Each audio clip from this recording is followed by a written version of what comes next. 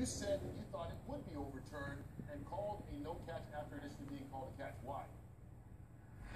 Well, my only question really was, does Des Bryant perform an act common to the game on the way to the ground?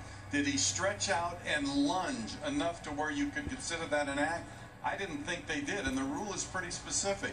In the process of going to the ground, if the ball touches the ground and comes loose, then it's an incomplete pass. The ground can cause an incomplete pass. Can't cause a fumble, but it can cause an incomplete pass. Reminiscent of Calvin Johnson in 2010, same thing here.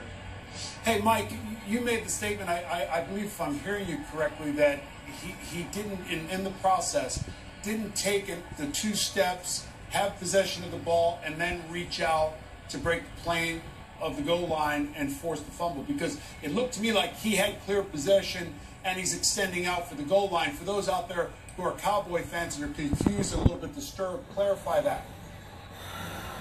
He had clear control. That's the issue. Possession's another thing. Clear control. But he is going to the ground, Howie. So if you're going to the ground, you have to prove that you have the ball long enough to perform an act common to the game and do so. And part of that is stretching all the way out. And to me, even though he moved the ball a little bit forward, they're not going to consider that a football act. And I think that's the one thing they've been consistent on, even though we don't like the rule necessarily and didn't in 2010. I do think that's the rule, and that was the right call. Like he took 3 steps with the ball in possession and extended out.